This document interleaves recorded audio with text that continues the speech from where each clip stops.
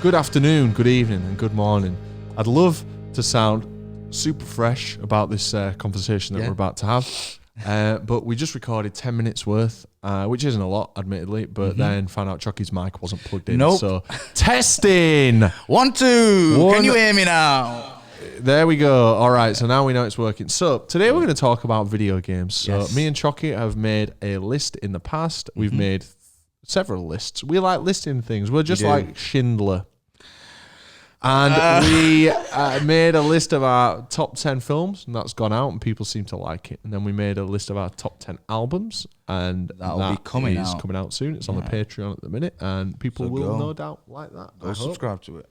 Video games are something that we're both passionate about in different ways. I'm a bit of a game head. You're a bit of a game head, kinda. Yeah, I mean, I've been through several bouts of gaming obsession in my life. I used to work at a game. I know that like some of this conversation is slightly disingenuous because we've just had the conversation. But just for the viewers' context, I don't know too much about like the new games. No, but you're kind of old school. Yeah. Like I said, you like the old stuff, not the old too collectibles, old school. Maybe the old up games. to 2014 is when I last So was truly in love with gaming. When it was like what the peak of the Xbox 360, that era. No, the PS4 was out, and like PS4 and Xbox One came out in 2013. So you know we're talking firmly into the 8th gen. But anyway, the good news about this podcast is we haven't heard each other's lists yet. No. We actually discovered the microphone issue before the list, so it's a surprise to each of us. I know. The It's a blessing and a curse, eh? Chocky does have some honourable mentions that I did hear maybe 3 or 4 of, so we'll crack back on with them from the top. I'm going to repeat him again. And this is brought to you by Ridge Wallet. Just joking. Oh, right. And I'm having a terrible hair month. Yeah, we're all caught up. That's what you missed. That's the discussion. All right. The honourable mentions go in the following order, which is no order. Time Splitters 2. I'm just going to quickly go. Yeah, good idea. Kingdom Hearts 1 and 2. Go through the ones I've heard, and then we can. Ape Escape 2, Beautiful Joe, Skate 3, Crash Insane Trilogy, the first Spyro. See, this is where we got to the first Spyro. This is where we got to. I think the second Spyro, Gateway to Glimmer, I is like way fighting better. Nasty Nork. Nasty Nork in the first one. Getting the dragons is boring on the first Spyro. But I just feel like it just out of the bosses, I enjoy Nasty Nork more to do as the final boss instead of which is the one where it's like 3. Is that 3 where there's 3 bosses?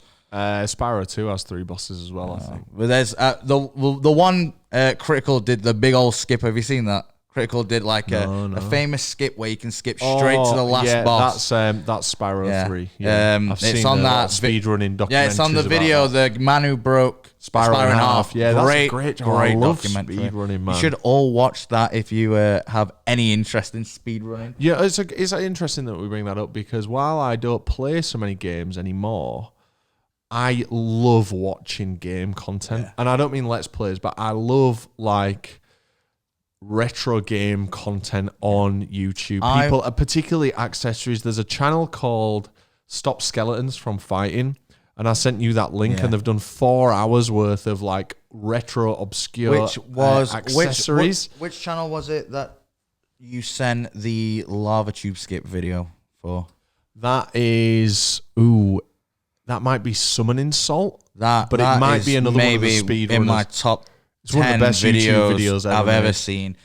And after this video, we're going to do our top 10 YouTubers. Yeah. So stay tuned in a few weeks for that one. Maybe you'll hear some familiar names that have just been mentioned on someone's list. Who knows? Anyway, so yeah, Spyro 1 for me. All the other Pokemons, bar the one that's on this list, collectively, I love that franchise to the death of me. You know what I mean? If Game Freak were like, listen, we're going to get every single Pokemon that's ever come out to this point tattooed on your body for you to come and spend the day. For you to come and spend the day in the studio, like in the building for a day to check everything out.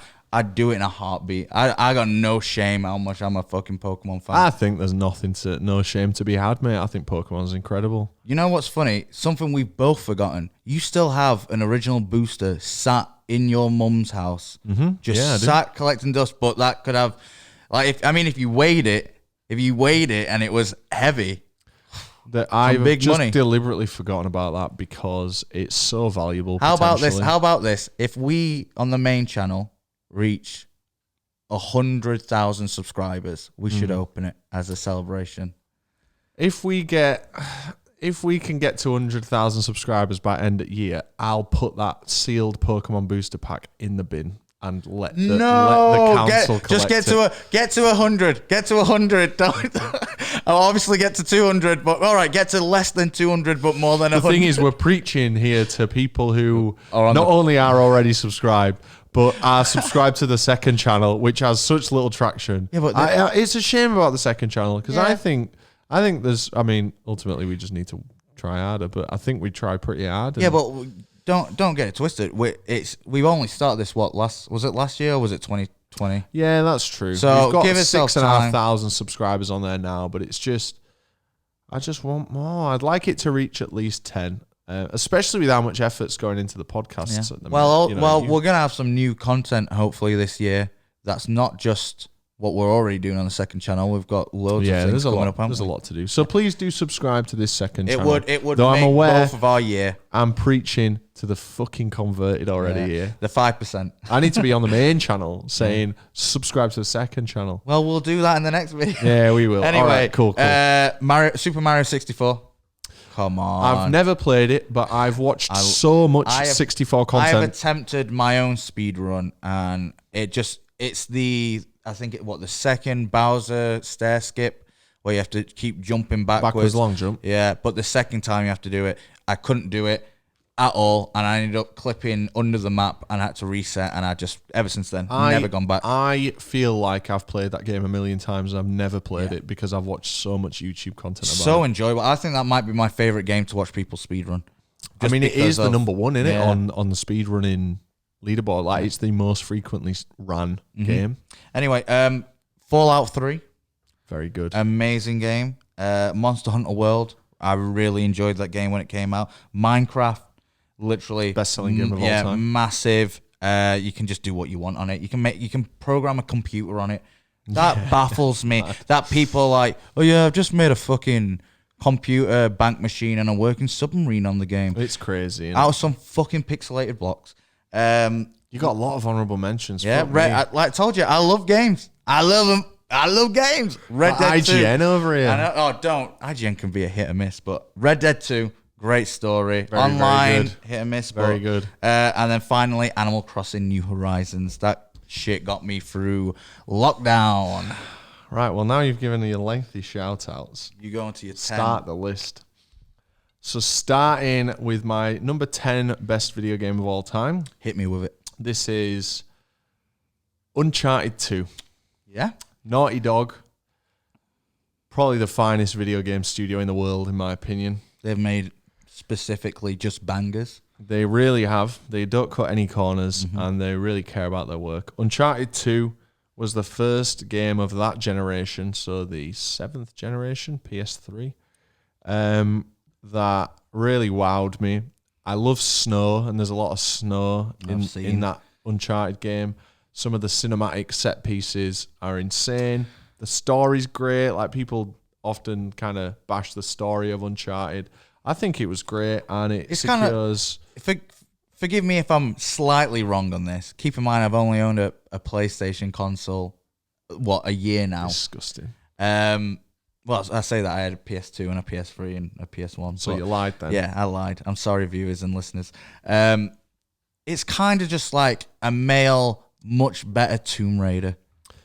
Yeah, it does get... It gets compared to that Tomb Raider was the start of that kind of style of it's story. An exploration. But I've only played the first 2 Uncharted games.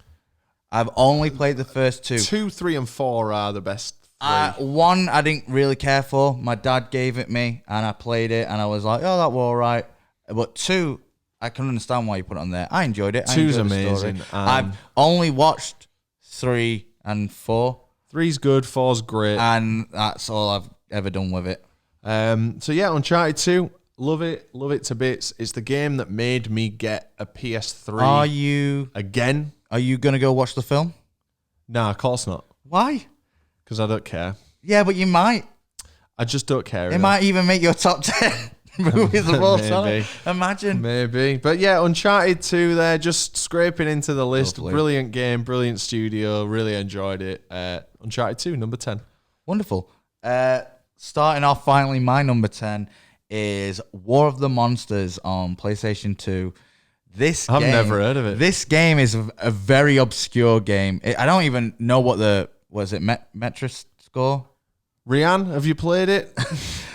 She's a gamer. Yeah, but what's it called? The metric score, whatever. I think it's got like a middle score, some shit like that. It's not a massive Metacritic score. Yeah, that's it. It's just a random game that I had maybe when I was 11, 12, and I loved the absolute shit out of it. What's it called again? War of Monsters. It's like a kaiju game. So you can is kaiju? You know, like Godzilla,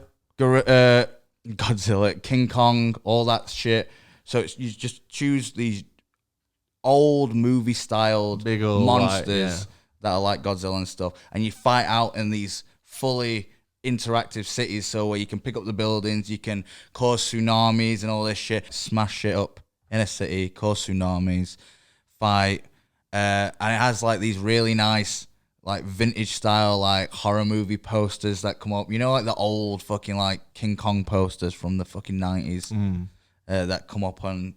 I've never enjoyable heard game. Of this game. And I always would play as the giant fucking robot, the giant Gundam, and just if you're in the Japan level, you can just throw anything at a UFO in the sky and it causes a giant tsunami that if you time jumping right, you can just knock out your opponent. Well, brilliant game. Check it out, everyone. Yeah, if you've Monster Hunter World. No, not Monster Hunter World. War of Monsters. War of Monsters. But if anyone has ever played it or you have a copy, let me know because I've not actually seen a Just copy. Let me know. Just let me know. But I've not actually seen a copy of this for maybe like 5 years in like CX or anything like that. Well, you live and you learn. I've never heard of that one. Moving on to my number 9, and by complete coincidence, because this is the same list I made when we had this conversation drunk over a year ago. By complete coincidence, it's by the same developer. But it's probably not the game you're thinking. This is Crash Team Racing. It was in my head. It's like it's gonna be Crash, or it's gonna be Crash Team Racing. Crash Team Racing was a really defining game in my childhood, like your kind of early, like before you're 10 kind of childhood. And we were the first people to pre-order it in the UK. So I'm led to believe. Just you specifically? My mum pre-ordered it from Electronics Boutique, which is known as EB Games in America, but transitioned into Game over here.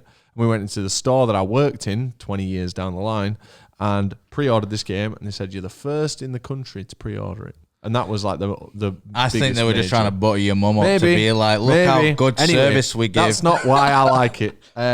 This game's brilliant. It had 4-player local co-op, and it had some really cool tricks that I've only recently learned, where when you did the 4-player split screen, all the graphics decreased because the PlayStation couldn't handle it. But you didn't really notice. What a powerful piece of technology. I know, man. You'd lose polygons when you were in the 4-screen mode. But truly, great game, great multiplayer experience. The music was excellent. It was Naughty Dog's. Naughty Dog are known for great story and great depth, and obviously Crash Bandicoot doesn't really have that. But speak for yourself. It certainly Cortex, great character development over the years. Yeah, do you know what? For a platformer, pretty good. But Crash Team Racing, obviously departure from the norm for the Crash series, and I loved it so much. And I've played the what's it called, Crash Team Racing Nitro fueled reissue. Which do you prefer?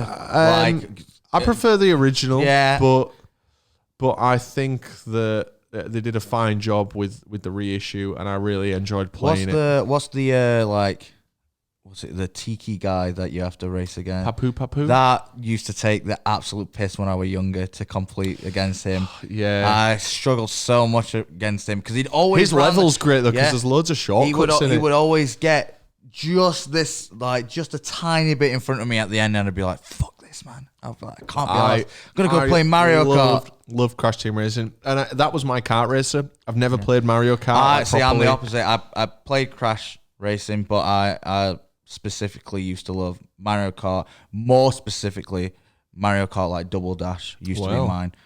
Funny enough, I don't think it's on my list. So. Well, you don't like it as much as I love Crash Team Racing. Obviously not. So, what's your number 9, mate? My number 9 is, in my eyes, the greatest racing game ever created. Now, I know a lot of people have already thought, as soon as I said that, they're going to go, Forza, it's Forza, it's Forza, it's Forza. Or maybe if you're wrong, you'd say something like Gran Turismo or Lego Racing. But for me, this game has maybe the best soundtrack of all time in my eyes. Oh, is it? It's Burnout 3 Takedown. Is it Takedown? Very good. Yeah. Burnout 3 Takedown. Oh my God, the joy I got from playing this. Being able to just mash the nitro and ram someone off the road, and then you do like a freeze frame where the camera turns around, how their car's just fucking smashed off the side of a cliff, while you've got bangers, just some pure like rock and pop punk going off in the background. I enjoyed that game. And also enjoying just crashing into the traffic to get points. That's the bit I loved. I had it on the PSP and crashing, and you'd get like, I don't know if it was the same on your version, but on the PSP, like the more damage you cause, like the more points money. You get. It was like so you'd watch a car crash and you think, oh, just please hit that other one. Yeah, it was. And then you could also like blow up sometimes if you grabbed like a power up. So if your car stopped, you could blow up. Then you could use both analog sticks to drag the car in the sky to crash into. It was like, even though it weren't a sandbox per se, being able, when you crashed into something, it felt like you were in a sandbox. What you feel like you get now with like GTA, when you crash into something and then it crashes into something else and all that crap. Who made Burnout? Was it EA? I don't know. Shall I have a quick look? But at the same time, I think it was EA. It's Burnout 3 is like, honestly, I don't know why I don't own this. I think you can get it on. Is it backwards compatible? Yeah, it's on. It's playable nowadays. It is. Yeah, you're right. That. Yeah. Oh, so good. Yeah, they published it as well. Yeah, I love it, man. And if they ever made a remaster of just Burnout 3, I'd be happy. Send me to bed. Put the nail in the coffin. I'm dead. I'm gone. Done. All right, very good. You're number 8 now, boy. So my number 8 is, I mentioned that I've been through several spells of gaming in my life where I'm obsessed with gaming for 2 years and I don't touch it for 3 years or whatever. And I mentioned that Uncharted 2 kind of got me into one of those spells again and made me buy a PS3. This best not be another Naughty Dog so soon. This is another game from Naughty Dog. It's Uncharted 1. No. This game got me back into gaming in one of my spells, and it's because it came out and everyone was talking about it. This was 2008, I think. And it truly is one of the best games of all time. It's number 8 on my list. I think it's the best in the series, controversially. I know a lot of people prefer the follow-up, but for me, it's Fallout 3. Fallout 3? I think Fallout 3, say what you will about Bethesda and stuff, and I enjoyed 4, and New Vegas was all right. I know that's generally the one people prefer, but Fallout 3 for me was, I'm not really into gritty kind of games like Fallout 3. Storytelling in an apocalypse. And I'm not really into... It's not really an RPG, is it? Yeah, it certainly has RPG. Yeah, okay. Yeah, it's an RPG. I'm thinking JRPG. Yeah, it is an RPG. Of course it is. But I'm not really into RPGs, though the list might contradict me in a second. But I like hearing about this in college. I was like, no way can you do this in this game. And it just sounded so fucking good. And I went and bought it. I got the collector's edition from Game. Clever boy. I smashed my friend Robin in the head with it. It was a lunchbox. Oh, like a Vault-Tec one? Yeah, you got Vault-Tec lunchbox, bobblehead, art book, the usual shit. Nuka-Cola? Nah, no Nuka-Cola. But I really do like the Fallout series. I got the Fallout 4 crate of beers. I got the Vault-Tec edition of that, or whatever they call it. Load of shit, that. But Fallout 3, really captured for me, like, it was the pinnacle of games. I played it on a CRT. Really? It was when I still had a CRT telly, and I used to sit really just going in for my that, room. that nostalgic vibe while playing. Yeah, no, in the like, but Apocalypse. that's the thing. It kind of worked really well, and I played it on Xbox 360 on. In the hue of my TV, like late at night, and just roaming the wasteland. With the big speakers at the side of the big telly. speakers at the side of the telly, and just roaming the wasteland at night, like wondering if there's going to be a death claw or something. Did you ever kill Three Dog? Oh, or did you? Yeah, I did. Really? Yeah. I love listening to Three Dog. No, I did as well, but it was on maybe like my third playthrough. There's a quest where you can kill him and stuff like that. Oh, the soundtrack, like, how fucking good's the soundtrack, man? I'm sorry. My guilty pleasure is Fallout music. It's very nice to just listen to. I've got the playlist on my Apple Music. Yeah. Because like not even my grandparents or my great granddad and great nana and stuff like that, they didn't really listen to. Well, your great granddad's only 42. Shut up. And I just like said they wouldn't listen to it. They listen to like Frank Sinatra and stuff, which obviously I love, but. Then being able to hear that music for the first time in Fallout, I was like, man, I love it. Johnny Guitar, I love it all, so man. So good. Fallout 3, Big my number 8. Fallout 3, very, very much deserved. Yeah, excellent. I've now got to get off Burnout 3 to go straight onto my number 8, actually. All right. This is a game that I'm sure will probably be on your list. If it's not on your list, one of them or maybe multiple of them will be. Right. It's a game that I still have an accessory for my old console still. I had 2 of them, but I've got one of them left. I gave you one. And it's a game that, as much as I can't play anymore, I still play a version, like a game styled like it. I'm talking about Guitar Hero 3. Guitar Hero 3 is so good. It's the ultimate party game. It's you and a mate come over and you just put the fucking disc in. You don't even care. Like some of the songs I'd never listen to. And so I couldn't tell you 99% of the playlist on there. I just remember, I'm pretty sure what Ruby is a DLC song. It's a bonus song. Yeah. There's some bonus ones that I had on there. But like I enjoyed playing that so much, and I think I ended up 100% in at least all of them on medium. I'm basic. I'm not sad who just I had a life. I went outside, but some of us stayed in their bedrooms to maybe get 100% on more settings difficulty. Say sure did. But I feel like everyone had a Guitar Hero. If you didn't, you had a shit childhood. I'm sorry, that's just how it is, because like. It's so good. You don't have to like rock music or just anything, any music with a guitar. You don't have to like it. But the level of fun you have playing that game, man. The level of fun you have playing any of them except, what was it, Guitar Hero Live? Yeah, that one. Shit. That and Guitar Hero 5 was shit as well. It's just so good. I love it, man. I love it. And I know a lot of people might be like, well, one step up from that is actually Rock Band. And I'm sure someone over in that... to my right, we'll probably say that later on.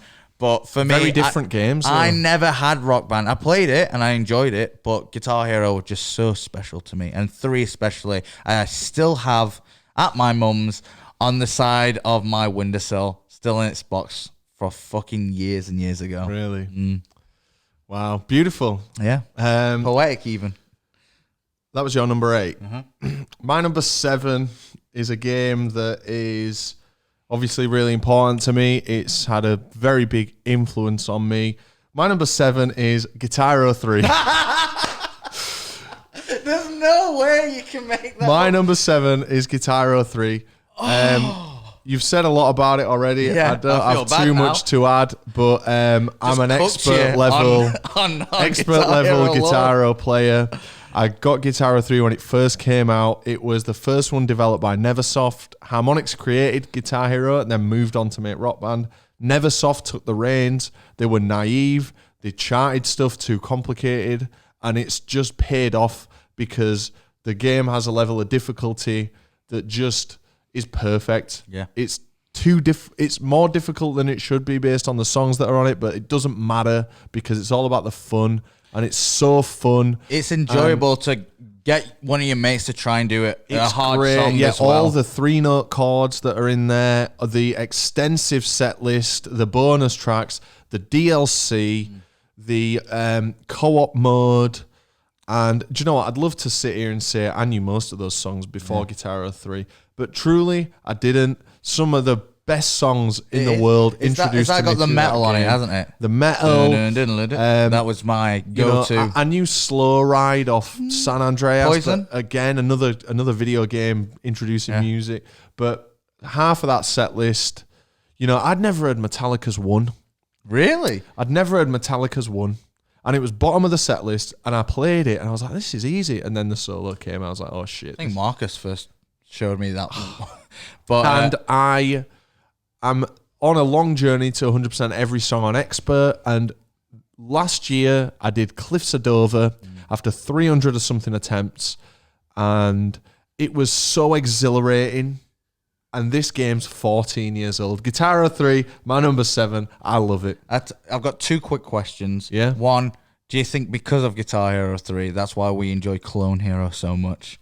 Yeah, I mean, Because it's not the same game, but Clone Hero feels like playing Guitar Hero 3. I love rhythm games. Like these games The are drum so some rhythm games. Dance Dance Rev. So yeah, like it was normal. I was expected, but that I would like Clone Hero. But it is, you know, Guitar Hero 3 is the pinnacle of Guitar Hero. And my Clone second Hero thing is, great. who was your go-to character? Probably a boring answer. It was what's her name? Casey Lynch, the sexy one with the bra. Mine was what was the Grim Reaper? Was it just Grim Reaper? Yeah, it was. That was my go-to. Oh, was her name? With the scythe guitar. But do you know why I picked? I think her name was Casey. Was it your first wank or something? I don't know. Tell me something interesting. I'm a real pro Guitar player. Simp.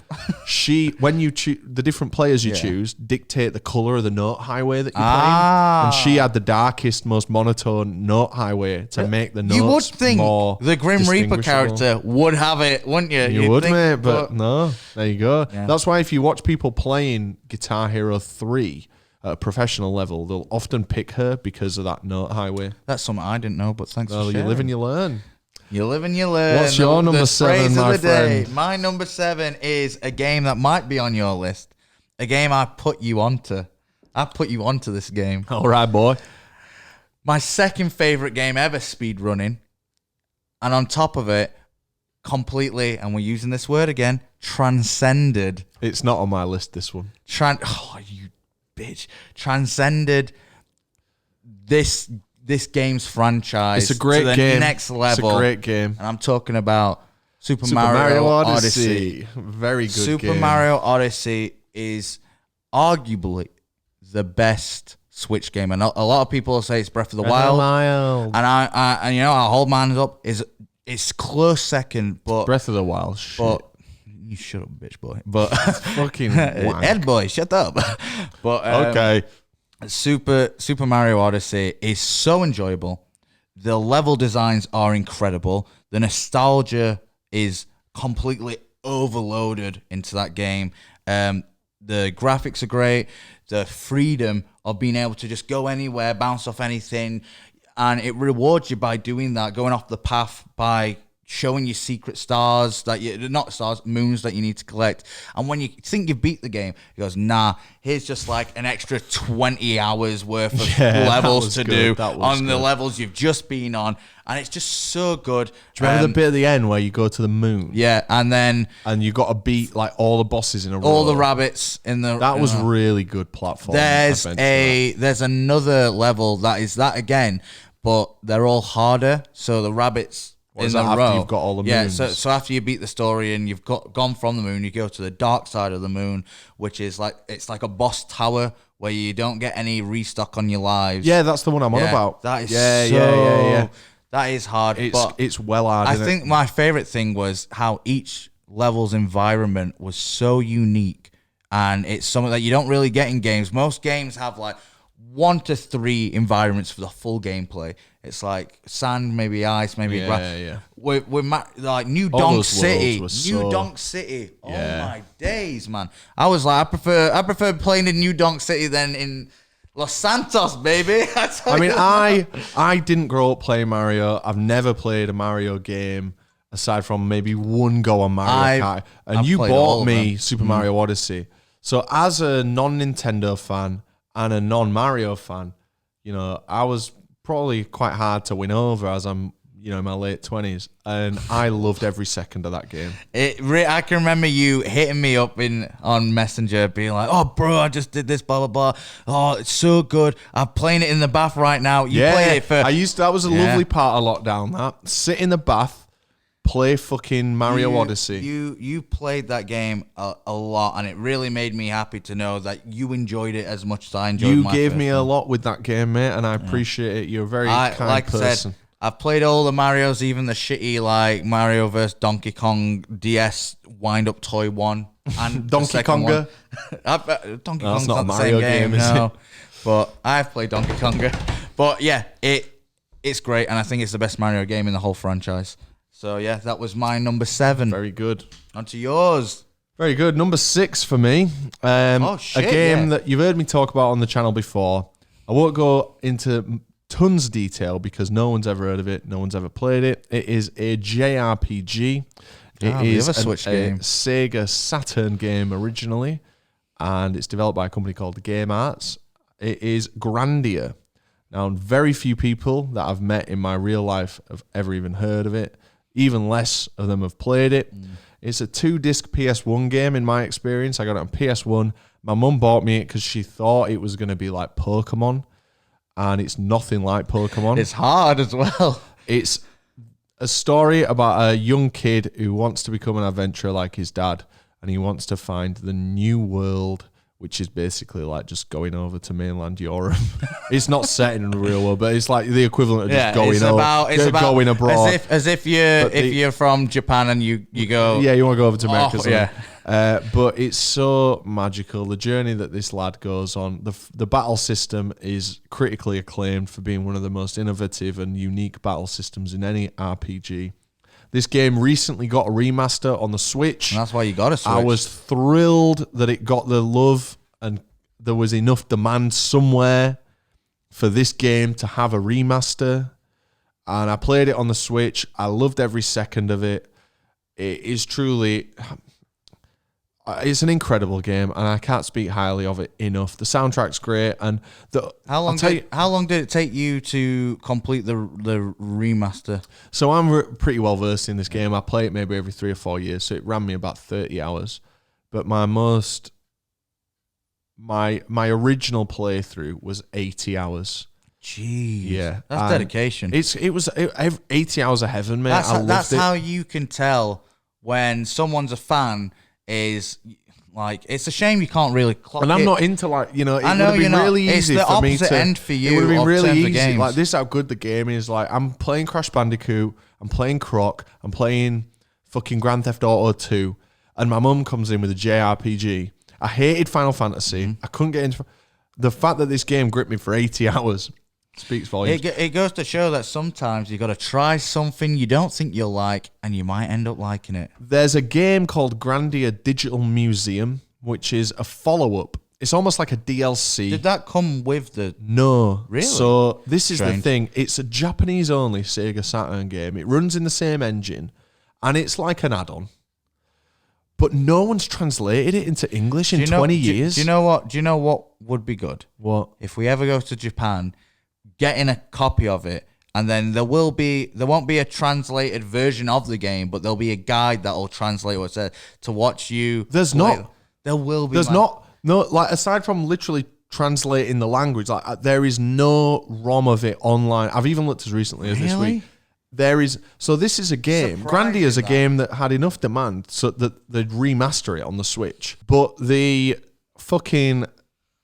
But its expansion doesn't even have a bootleg English translation. Would you still play it without the translation? Yeah, I would. But I don't want to do that and then it gets translated in...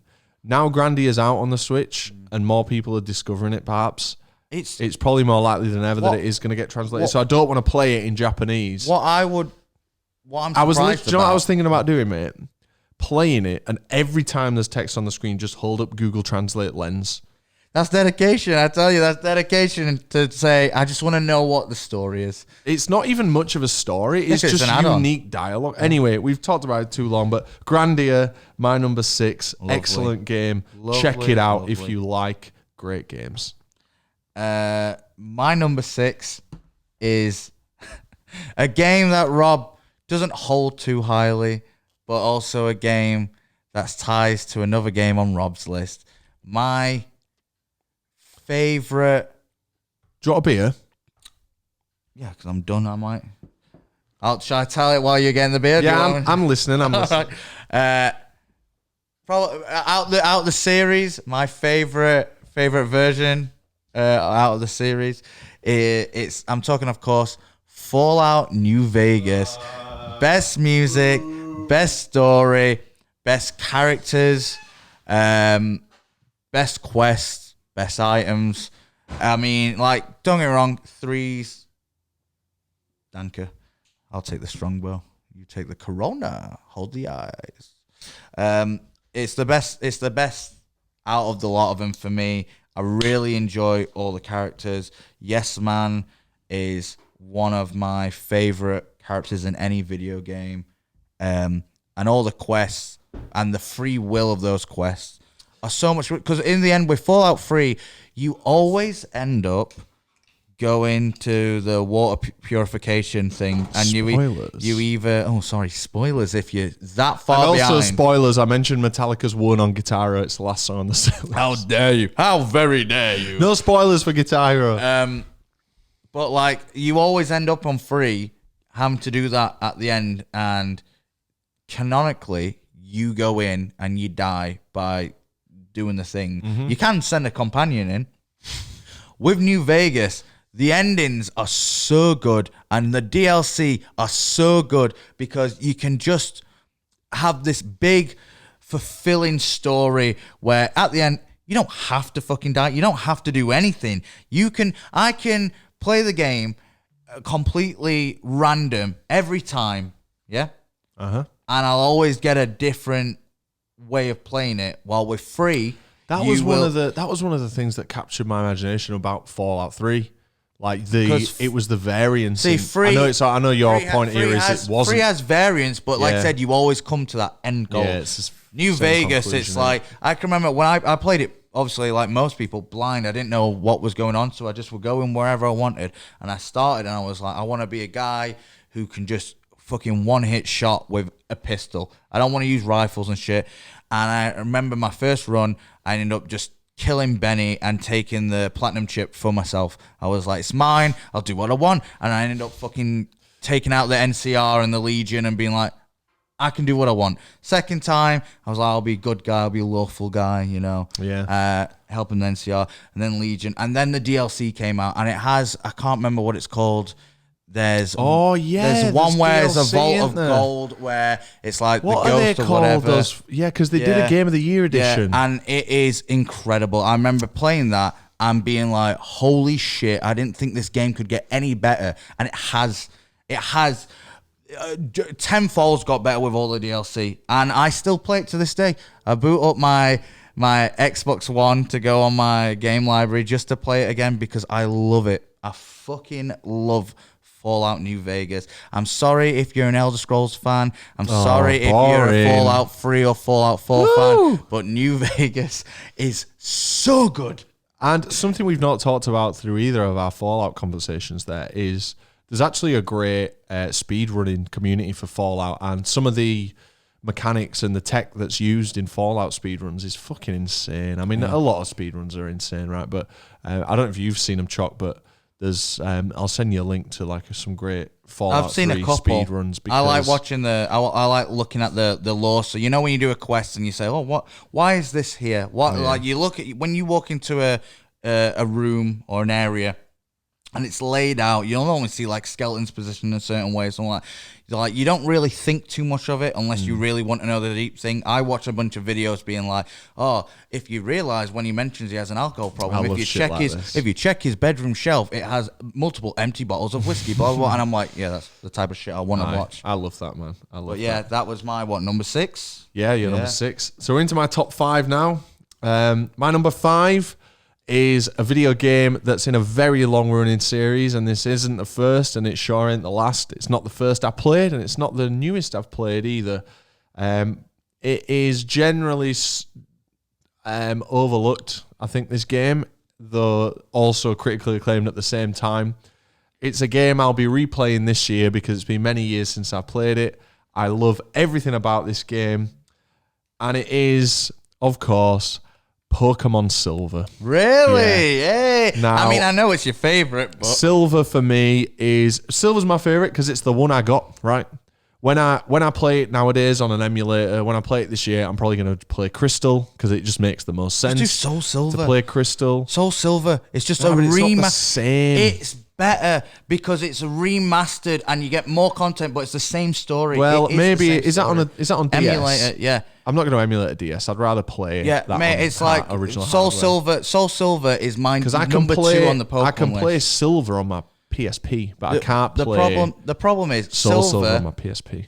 The only reason why people choose Crystal over Silver, even though I prefer Silver, is because of the graphics, the pixelate, the colored on Crystal. Yeah, And that's the only reason. no, there was Crystal's different as well. The sprite Because spots are different. you've got an opportunity to get like both Ho-Oh and Lugia, I think. Lugia, yeah. Whereas on Silver you get Lugia. I don't know. I might be misremembering. Yeah. Silver, you get Lugia. There's some Gold, advantage. you get Ho-Ho. Crystal, you can get both, but also focuses on Suicune, Entei, and Raikou. God, they were hard to get those Yeah, fucking because dogs. they run. Yeah, I And you only have to got one travel of the those fuck dogs, and you've got to do. There's like a thing you can do where you look at. I mean, I'm not going to go into in depth about like what. But great Pokemon story, because everyone knows. yeah. But what I loved, because I'd played Yellow prior, maybe Blue. Fuck that fat And Pikachu then that follows you. once you've done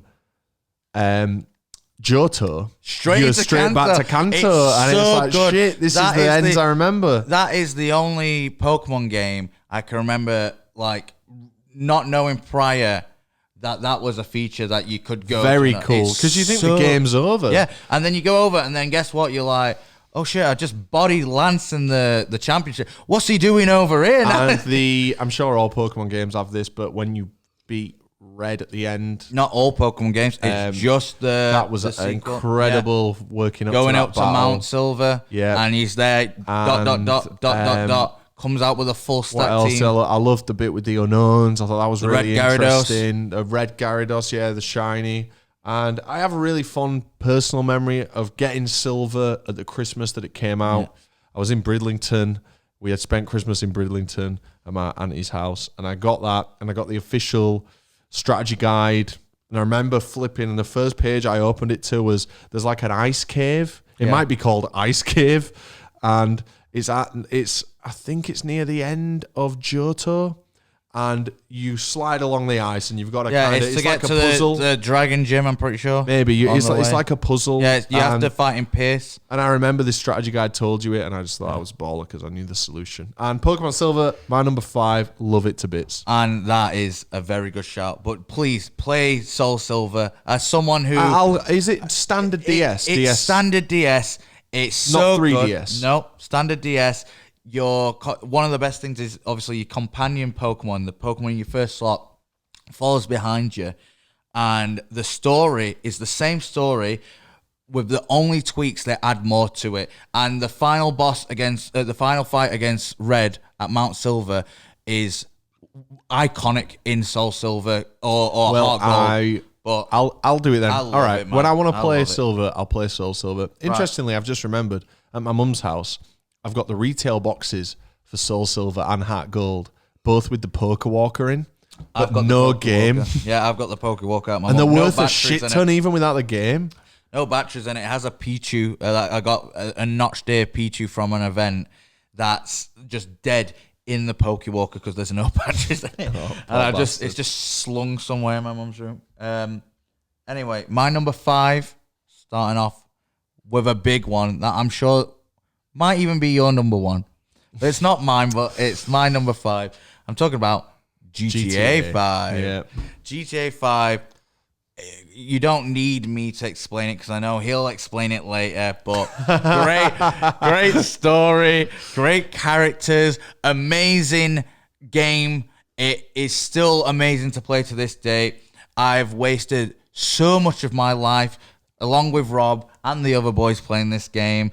You can just boot it up and piss about for 8 hours and have a great time. And it's constantly still getting pumped out with new additional content for the online thing.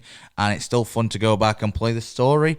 What I will say is the only negative, the only reason it's not higher is because it has been years.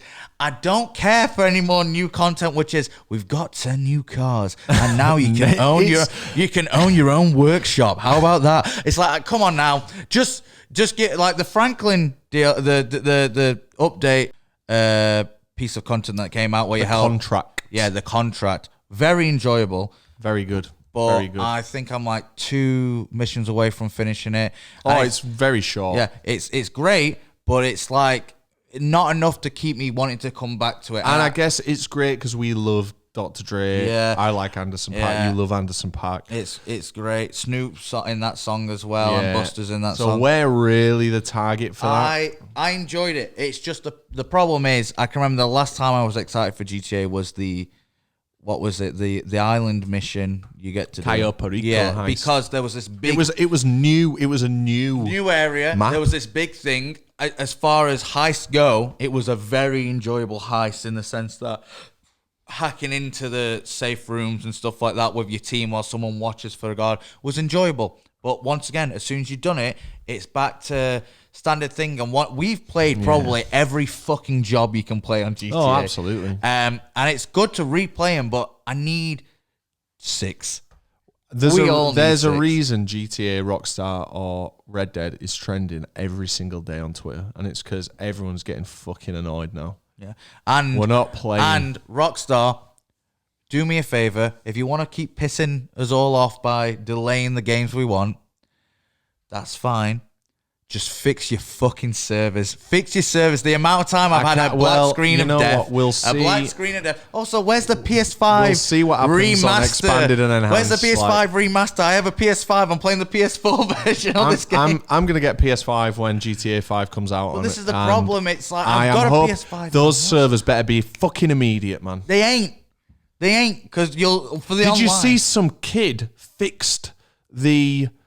There's like the reason the servers take so long is it's not because of connection, it's code, and some kid fixed it and then they made it almost immediate. And then they changed it again. And then they were like the kid presented the solution to Rockstar because Rockstar have like a bounty where if you can fix any of their problems, they'll pay you. And they paid the kid and they've not implemented the change. Do you know why? It's because they know Take-Two wankers. Yeah, they know that they don't need for you to still play. It's like, why do more work? That's true. Why do more work when we know you're still going to boot it up this weekend to play with you boys? But that's my number 5. Robert? Very good game.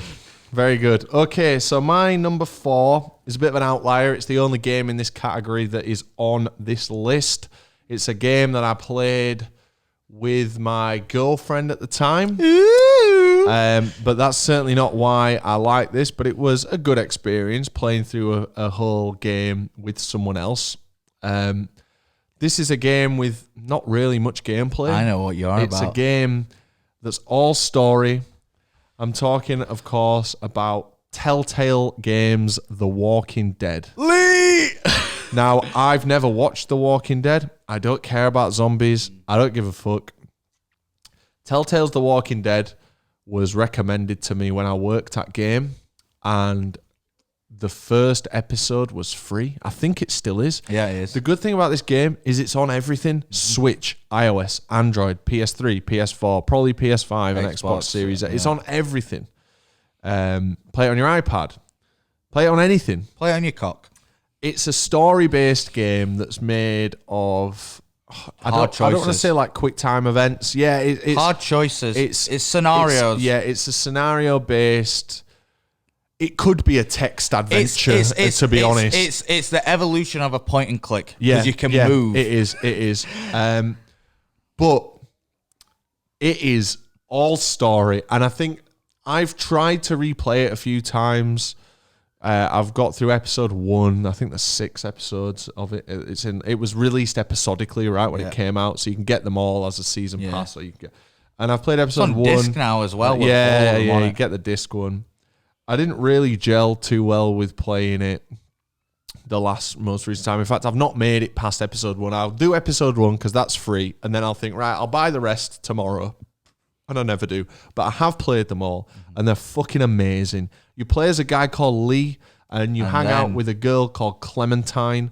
You're a ex-con, but there's a bit of mystery in that for a lot of time as to what you've actually done. You really got to figure out what it is. You can't just go, I know what, he's a con, I don't care. You need to listen to the story. You can't just... it's a patience, perseverance. And keep in mind that the character Lee that you control and you make the choices for, that's the Lee that's in the story. So you can make him this amazing, it's up to loving character, or you can make him a piece of shit. The characters remember the things you say, the little comments you make, and it's incredible. Telltale Games presents The Walking Dead.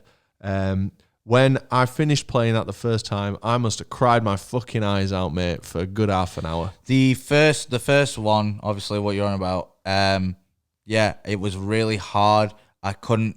The other things you can do without spoiling on that last episode. Yeah. I YouTubed the other choices because I couldn't make those choices. Obviously, I watched The Walking Dead. I don't anymore because it just got shit and stale. And if you watch it, fair enough. But I've never really felt more connected with like a script or like some writing. That in that game, because you forget, like, you don't have to call it The Walking Dead. It's just a really heart-wrenching story. It had the Walking Dead name, but it could have been just any generic zombies. And like being able to control Clementine's like what a lovely name throughout the games. If I have a daughter, I'm gonna call her Clementine. But it's like if you played the first one, you know how it ends. And if you know how it ends... there's three and they're all about of it. So the first one's Lee, the second one's Clementine, and the third one's Clementine and this other thing. I've not played the third one. And the third one is the perfect send-off, but nothing will capture what the first one did. The first one is very different because it tells a story that you've just started getting into and you don't want it to end. Yeah, it's like amazing. A fairy tale. And sadly, Telltale Games are no longer with us. They went into bankruptcy, and they've made a lot of games. They make a lot of tie-ins. They've done a Back to the Future. I played the Wolf Among Us. Wolf Among Us is Wolf great. Among Us was fantastic. But the Batman one was shit. Yeah, see, this is the thing. They were very hit and miss, and that's the danger with attaching the Game of Thrones to a one, known which was IP. shit. Because I thought it was going to be like... So the Game of Thrones one, I thought was going to be like the Walking Dead one. Because like I said, watch Game of Thrones, watch Walking Dead. And the Game of Thrones one was wank. And I feel like with the Walking Dead one, AMC or whoever owns Walking Dead just trusted them. They were like, here's the name, whatever you want to do. Whereas I think like the Game of Thrones team would have required much more hands-on, much more. And my number 4, Telltale Games presents The Walking Dead. Don't buy the other Walking Dead game on the Xbox. There's a generic Walking Dead game. I tell you what though, if you have a VR headset or the PlayStation VR headset, there's a Walking Dead game you can get called Saints and Sinners, which is actually good, which it just puts you in the thing and being able to get like a knife and stab a fucking zombie and interact with a character. Sounds pretty fun. VR's great. Yeah, I love VR. Telltale Games presents The Walking Dead. Check it out, my number 4. My number 4 is probably the game I have spent the most time playing. Like just the one game, not series, but the one game I've spent the most time playing. It's probably considered the most basic played game in the community of gamers. But it's very special to me because of the amount of time I spent on it and the memories I had on it. And out of all of the like series of these games, this is the best one. I'm talking, of course, about Call of Duty Modern Warfare 2. That's not where I thought you were going at all. Call of Duty Modern Warfare 2 is a masterpiece for gamers. It was during the golden age of gamers with the game chat when it was at its peak, where you would jump in there, you'd have some American guy arguing with some Russian guy, and then you as a 13-year-old like British kid, you'd be like, "Oh, shut the fuck up, mate! Shut the fuck up!" And you'd be like, "I shot your dad! I shot your dad!" That was great. And stuff like that. It's like I used to do that on Guitar Hero. Yeah, it's so good. Being able to play on maps like, what was it, High Rise or Sky Rise, Rust, saying, "Come on then, man, what 1v1 me on Rust? Come on then, quick scope, no scope," and your mate uses what is it, ACOG scope, and it's like, that's cheating. Use the intervention with not that scope. Playing Mike Myers and everything else. It was just the pinnacle of playing games for me, and I'm sure most people my age or a bit younger will feel the same. That being able to play Modern Warfare 2 online with your mates, online with everyone, getting into hacked lobbies and prestiging up rapidly, going on maps and having to swap your settings to southpaw, to prone in a certain angle, to get out of the map box and stuff like that. There was so much you could do with those games because they had so much untapped potential, and I love it. I loved it, and I wait patiently. Infinity Ward? No, it's Activision, isn't it? That's the publisher. There's two. So there's Infinity Ward and Treyarch. Yeah, so there's two. So Modern Warfare 2. I should just know this, but I'm an idiot. I played Modern Warfare 2 for a very short spell of time. I never played Infinity online. Ward, yeah. And yeah, I thought so. They were generally the preferred. So I love the game, man, and I patiently wait for the remake of it. They remake that style. They've announced that it is coming, and like I said, they made a remake of that style by rebooting Modern Warfare, which is the first one, but completely different story. But it's that style. I played the absolute shit out of it. I play Warzone still, not as much since they've fucking updated it with all the other shit. But it sounds like GTA. Modern Warfare 2 is a masterpiece for anyone who likes shooters and anyone who owned an Xbox 360 as a young child playing online with their friends. It is so good, man. Well, I wish I had more to add and stuff to reminisce with you, but I've never been into Call of Duty myself. Like I said, I'm not a massive. I think I've had maybe 5-6 CODs in my life that I've never loved nowhere near as Modern Warfare 2. It's just that one. That one had so much to give. I hear a lot of noise about that, so it must be pretty good. Like I said, the golden era of jumping on game chat and shouting absolute shit. That was that game. Razzie with no headset had his little keypad on his Xbox. I had before I had Turtle Beach, because I got Turtle Beach when I started. We signed up. Me and my friends signed up to MLG Vegas to play games for money.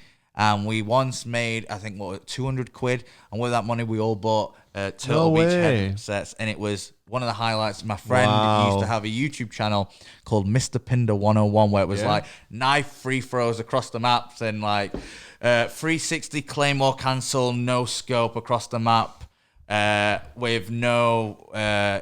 What is a 360 no scope? I know the no scope bit. What's the 360 bit? Is it because you're on an Xbox 360? No, doing a full 360. So if you're there and I'm here. So I would spin the full 360 so it lands perfectly there and shoot you. So where am I?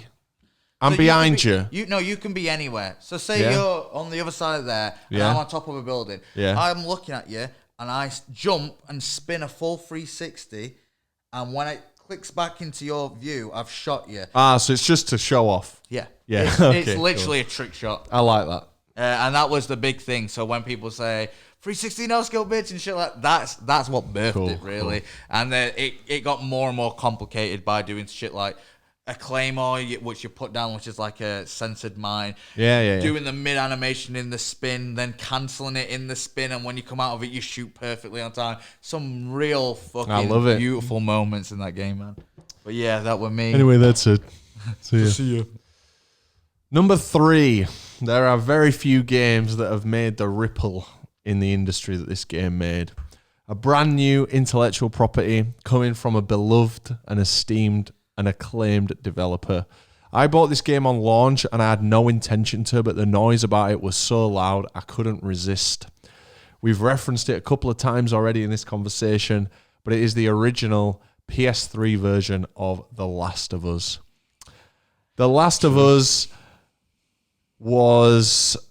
I mean, I don't have anything new to add to the conversation about The Last of Us, right? I think it's incredible. I think Ellie's great. I love Joel to bits.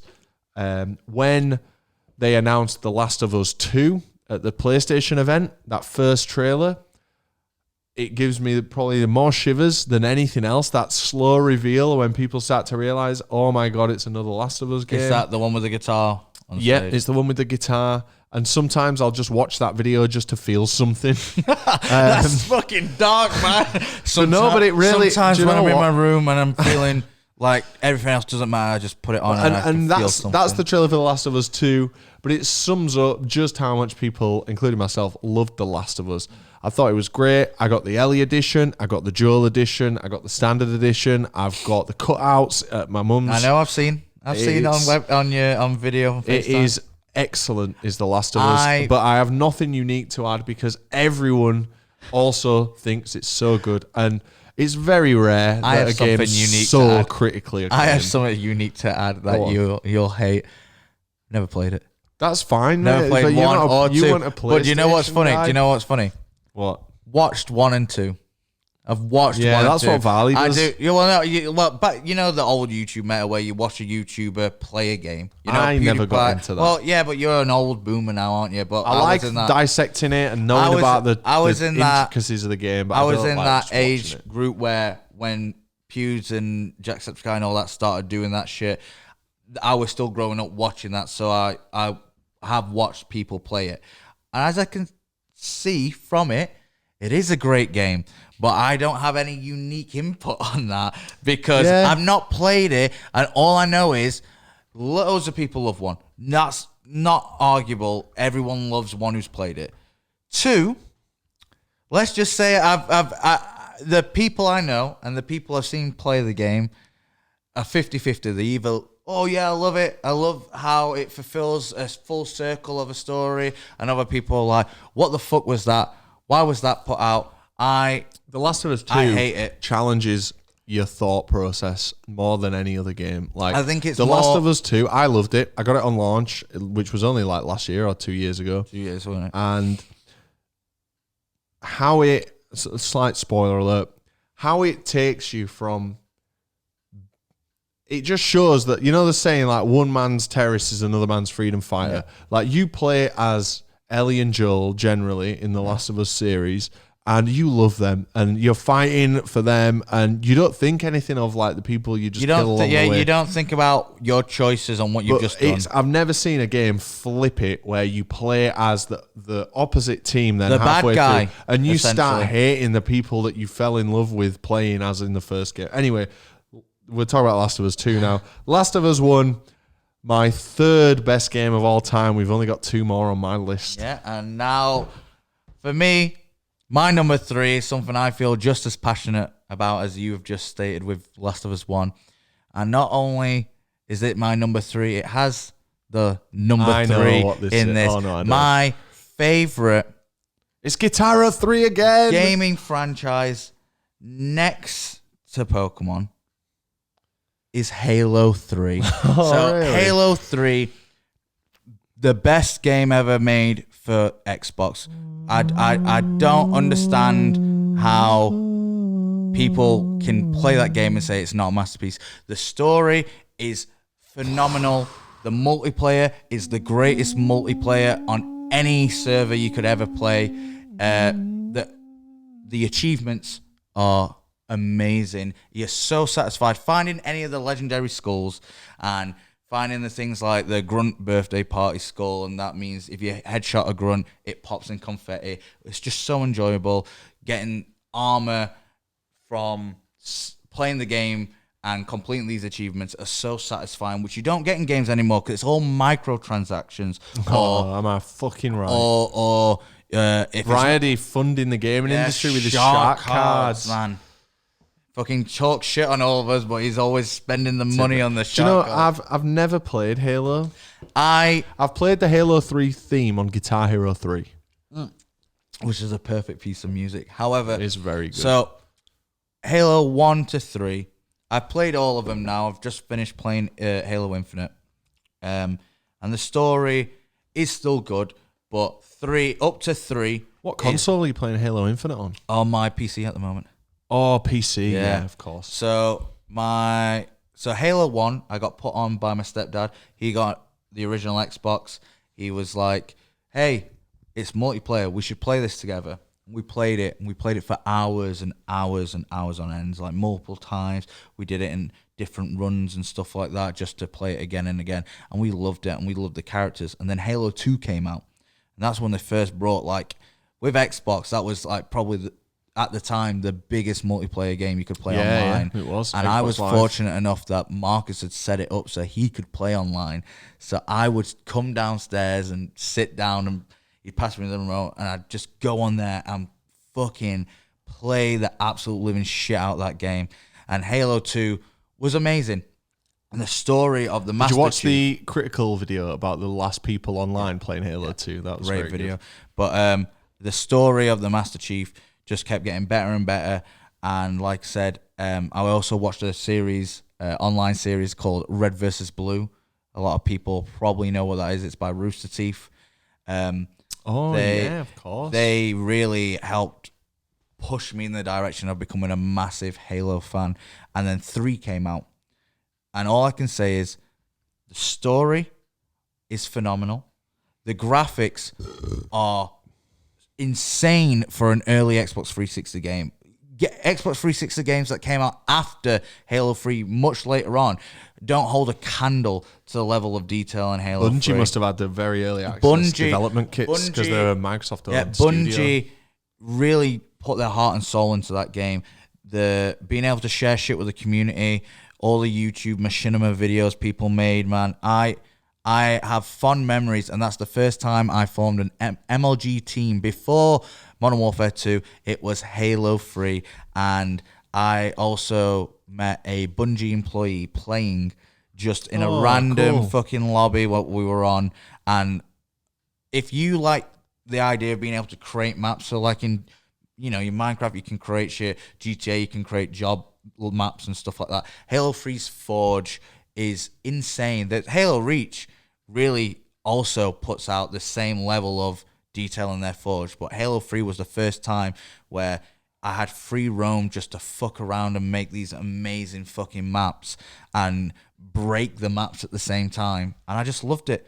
And I'll never forget how good the Halo series has been for me. And Halo 3, mwah, I love you.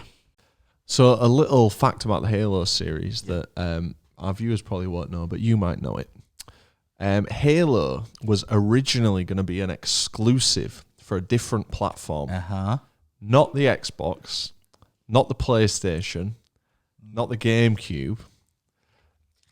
Halo was premiered and intended for exclusivity on the Mac. Yep. On Apple's Mac computers. It's computers insane. that are known notoriously for gaming. I've got right here a top spec, brand new 2021 MacBook Pro. Like, as of right now, you cannot get your hands on this. There's like 8 weeks wait for this machine. It has graphics performance that I've never seen in terms of video editing. Right. But it can't play game. Can't play any games, really. You can play Minecraft.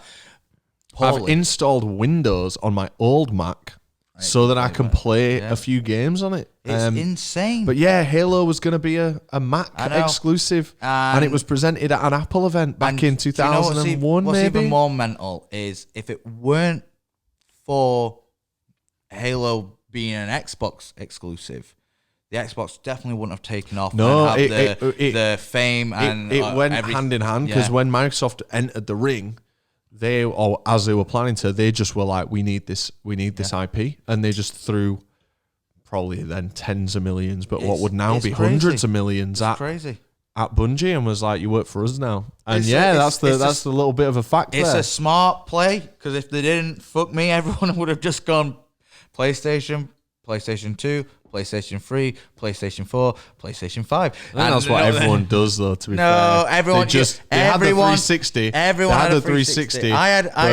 It's been firmly Sony all the way through, aside from that gen. PS1. Well, I'm just going on out the two. I'm not going to go on every console, but PS1, PS2, Xbox 360, PS3, Xbox 360, Xbox One, PS5.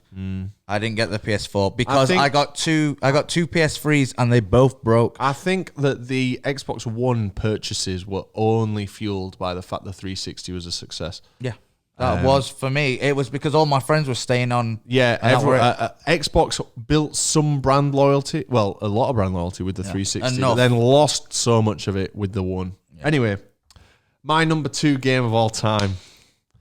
I've got a lot to say about this, but I'll try and not say too much because Matt keeps crashing. Oh, yeah, go on. This is my number 2, but arguably number 1 probably could be either one of these next two flipped, but it's my number 2 on this list. This game is probably the game I've sunk the most hours into out of any game. It is an incredible game. I've played it for many years. I got the game on release. I got the next version of the game on release, and the next time one comes out, I'll get the game on release again.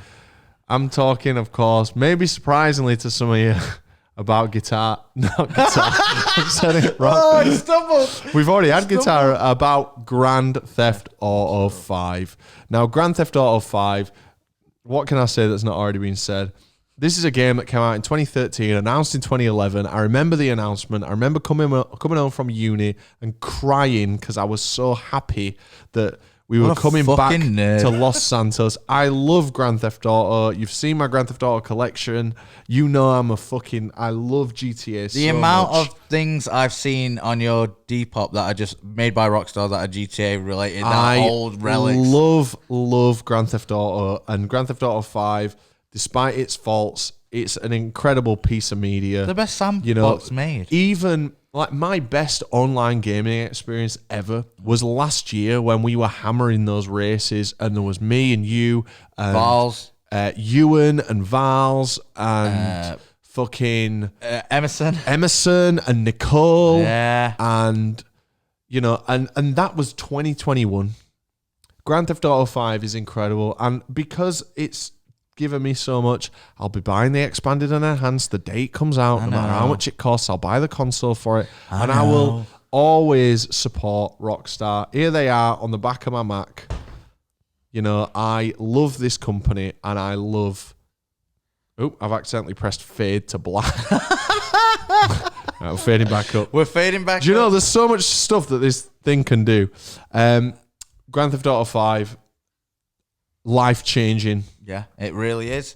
It really is. As I said, that is, for me, I'm not surprised that you put it as number 2, but at the same time, like, you love it, man. You live in... It's great, man. I played it last night, played it the night before. I love it. Let's just hope 6 comes out before we're dead. It'll be announced this year, for sure. I'm hoping. So, my number 2 now. My number 2. Now, I'll let you into a little spoiler. Both my number 1 and 2 are by the same company,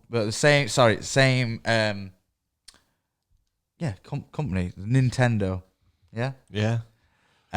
My number 2, shut up, is, you've not heard it yet, but Pokemon, obviously, is going to be on this list. So my number 2, it is Pokemon Emerald, and the reason why is because he likes green. Correct, but no. I have maybe spent the most time as a fucking kid playing this game, and I have so so much to say about this game that I don't even know where to start. I'm struggling it. I had Pokemon Ruby and Sapphire as a kid, and I loved those games. I loved them so much, and I always would have to ask my friend to put one of the versions into his Game Boy so we could send over some exclusive Pokemon onto mine, or blah, blah, blah, crap like that. And simpler times. Yeah. I had kind of like a weird, I don't know if it was seizure, something on those lines, where my eyes started rolling into the back of my head. Like Harvey Price. Yeah. And I started having a weird little moment, which I don't remember, but my mum does. And my mum had a big old freak out. She was scared shitless, and she took me to the hospital, and I had to have this test done where they stick like suction cups onto your head on this. This like, doesn't sound like netting. a very good game. Onto your head and stuff like that, and run some tests. Yeah. And my mum put it down to, at the time, because the doctor had said, like, get him off electronics and stuff. Don't let him on it. Talk about bollocks. She took my Game Boy and my version of Pokemon Ruby and Sapphire and sold them to a family friend. I had a family enemy. More like. I had a fucking breakdown as a kid when that happened. Pokemon was my life.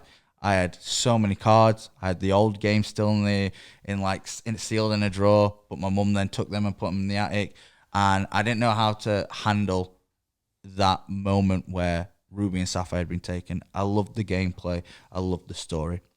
Wow. Then after that test, a month goes by, and they say, he should be all clear. We think it was just a one-off.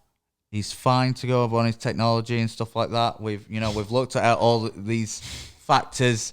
That's true. And my mum, I reckon the doctor was the one that bought your. My mum Pokemon. felt so bad about that, because that was probably the first time I had some form of depression as a kid.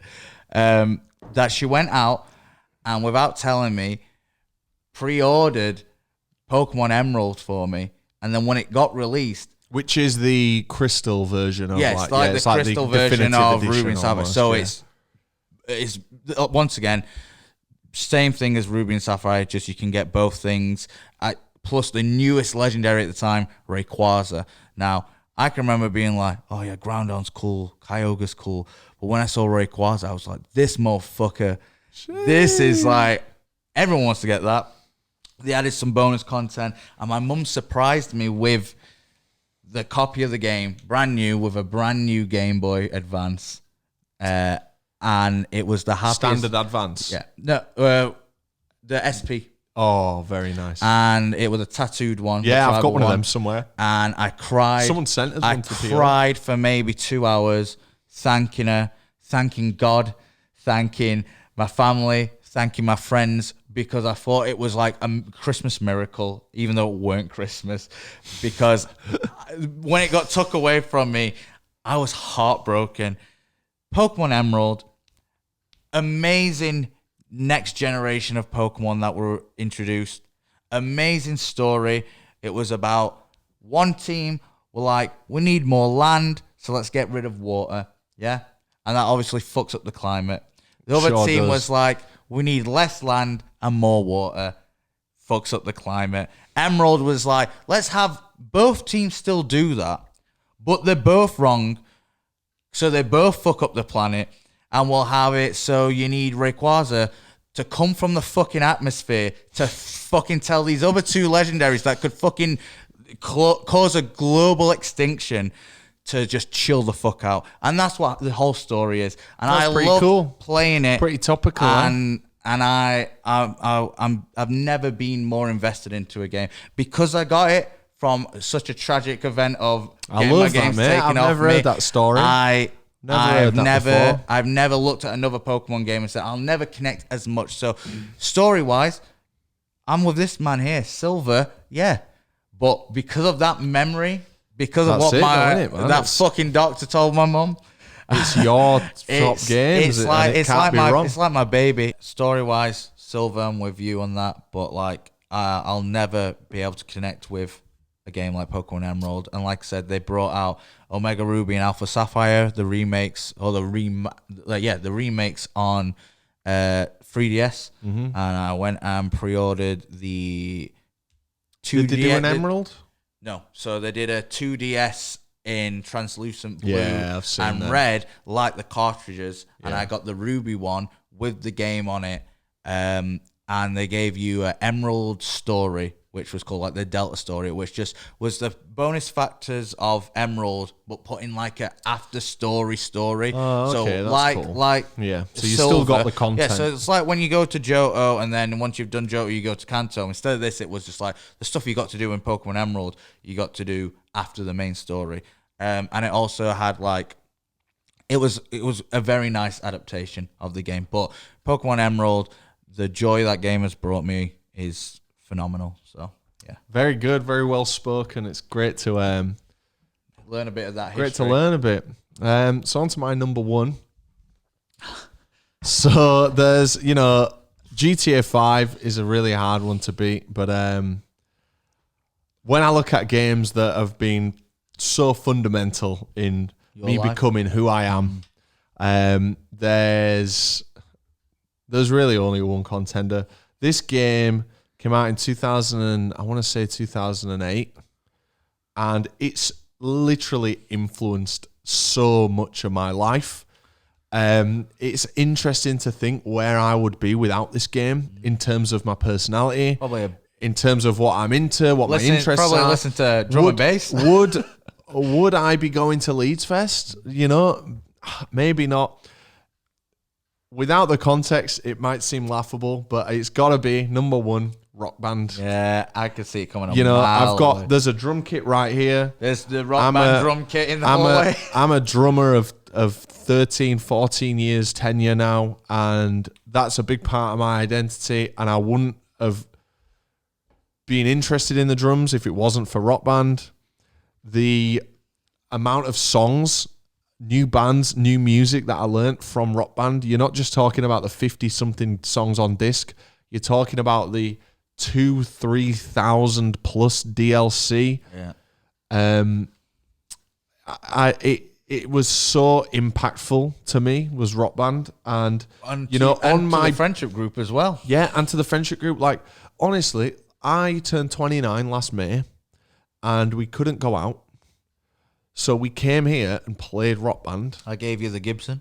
You gave me the Gibson, and that was one of the most fulfilling and most truly happy nights that I've had in ages, man. It was actually one of my highlights of last year, and I forgot about it, but it was amazing. Sat here with my best pals, just playing Rock Band, the endless set list. I love Rock Band, and Harmonix music and video game development will forever have my utmost respect and love. I would love to meet Alex Rigopoulos, the CEO of Harmonix, and just give him a big handshake for quite literally changing my life. I would love to see the parallel universe of me that never played this game, that never picked up the drums, that never really picked up the guitar. Just some fucking meathead, probably. It would be so interesting to see, because it has, the three games that have influenced me more than anything: Rock Band, Guitar Hero 3, and San Andreas, which didn't make the list, but purely because of its music. Yeah. And music so influential in no matter what. It can be fashion, film, games, as we've said. It's just like, if someone has a good soundtrack or has something, a good connection to music, you instantly will like it. You're drawn to it like a magnet. Absolutely. When Rock Band came out, Guitar Hero was obviously massive already. As I said earlier, Harmonix quit after Guitar Hero 2 and switched to Rock Band. I had a PS3 instead of an Xbox 360. The benefit of that was it was region free, so I could order a version of Rock Band from America. I didn't know that. So I bought Rock Band from America because it would play on my machine maybe 3 or 4 months before it launched in the UK. The issue was I ordered just the disc, so I didn't have any of the instruments, and my Guitar Hero was on 360, so it wasn't compatible. So I had to just play vocals using the headset, and I played Rock Band vocals through all the difficulties, because that was the only instrument that I had at the time, and it's just funny. a great memory. That's you know, funny, it's a little knowing that you were anecdote. like, yes, I can't wait. Shit, how am I gonna play this? Well, looks like my singing voice is coming out. You know, that game was probably the first time I ever heard "Creep" by Radiohead. First time I heard "In Bloom" by Nirvana. If first I had time a I time had machine, "Run to the Hills" if I had by a time Iron machine Maiden. and I could go back, I'd stop you. Yeah, stop me listening to "Run to the." But Harmonix and Rock Band, I Great owe shout. you so much. Thank you so much. Funny story you've definitely forgot about, because I only remember it now you telling me everything you've just said. When we first started hanging out, one of the first nights out we were going to go on, where I was coming up to Leeds, ended up being cancelled, and you ended up just staying in and playing Rock Band. I can't remember who with, but you ended up just staying in playing Rock Band. Sounds like a result. And I can remember at the time saying like, yeah, don't worry about it. And I was like, you know what I mean? Fair play. Staying in, playing Rock Band doesn't sound bad. Well, if it were me and Guitar Hero, I'd probably stay in as well. So, well, now it'd be both of us playing Rock Band. That's it, mate. Or Guitar Hero. That's it. But yeah, that's my number one. Thanks for listening to my list. You're Very up. enjoyable. A lot of pressure now. A lot of pressure. Now, I actually don't know what this is. This is... I think I've got a good guess. All right, so... I'm surprised it wasn't Pokemon. I'm going to big it up because I love Pokemon. I love it to bits. But there's a game with the guy who made this game also made Kirby. Now, Kirby and this game couldn't be further from each other, because one's just a pink fluffy platformer thing and then this one is probably the biggest fighting esports franchise you could ever get behind. It has love and dedication. Right, so this game was made for fans. It was influenced by the fans. It is constantly held so high, and from its humble beginnings on the 64 to the GameCube to the Wii and DS to the Switch U, all the way, not Switch U, Wii U, all the way to the Switch. The final entry in the franchise, the one that has now completely fulfilled its roster, unless Nintendo gets greedy and decides to pump some extra characters. But Master Chief. I'm talking about, he nearly was in it. Imagine Master Chief and the Rock Band drums in it. Master Chief nearly got put in it. Fans wanted him for some reason. I'm talking about Super Smash Bros.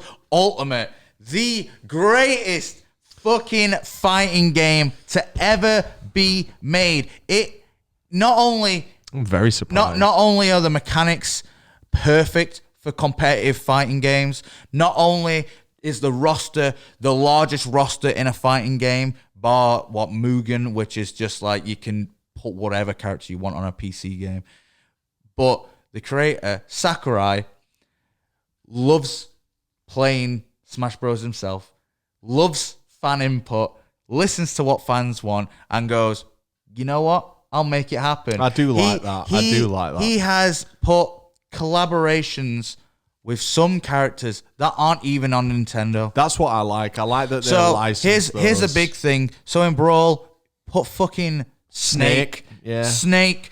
You're talking about a game that has Mario, Pikachu, Donkey Kong, Yoshi, Kirby, all these characters, family friend, and then you put Snake from fucking Metal Gear in there with a rocket launcher and bombs and grenades, right? Yeah, in a fucking fighter. That is sick. Recently, they did the last wave of fighters. They completely pulled everyone's trousers down and fingered their arseholes by putting Piranha Plant from Mario in there. Piranha Plant. The fucking plant that just comes up and goes chomp chomp. Who asked for that? No one. But he's like, you know what? Fuck it. I'm going to tickle your arsehole and slap your bollocks by putting a character in there no one's going to expect. He also put fucking, what's the fucking cunt from Tekken called? Begins with K. Ken. No, that's Street Fighter. But here's another one. Street Fighter. Ryu and Ken are in fucking Smash Bros. These kind of games rely on the fan service, and not only is there a fan service, not only that, like I said, it's the biggest fan Like service when you look in at esports PlayStation's attempt at this PS Variety All Stars, whatever, it was shit. They didn't do the fan on. service. They couldn't be bothered licensing like all the right IPs, so they just had like a load of shit. I have played so much Smash Bros. All the way from the 64 when I first played it on my friend's console, and then I had Melee. That was my favorite game as a child. Brawl was enjoyable, but the online was shit. And then it came out on the Wii U and the 3DS, and I had both versions of it, and I played it a lot. Then Ultimate came out, and I probably sunk more hours into Ultimate than in Ultimate than any other Nintendo game. And as a fighter, it's my favorite thing. I love fighting games. I love anything that takes some form of technical skill that you need to learn certain combos to perform. I love the balance and unbalance of characters that get patched monthly to make sure that it's fair or unfair. I love all that type of shit. That's cool. I also have at least 6 characters on Elite Smash. To reach Elite Smash, it's the global, full community, like global ranking you have to reach. So it constantly changes every couple of hours.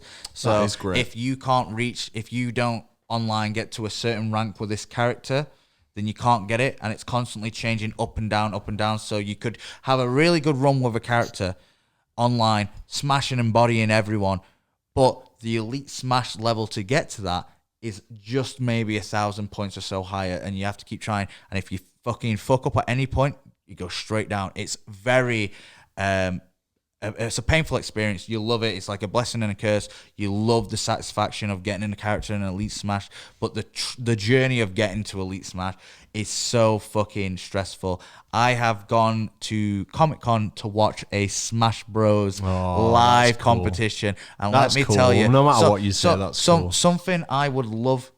I don't care what game it is, but for a few of us, or maybe all of us, hopefully, is to be able to just go to a live esports thing, because it's just I'd like to do some nerd shit like that. So, and it'd be good for the channel as well. It's so insane. And like I said, Smash Bros.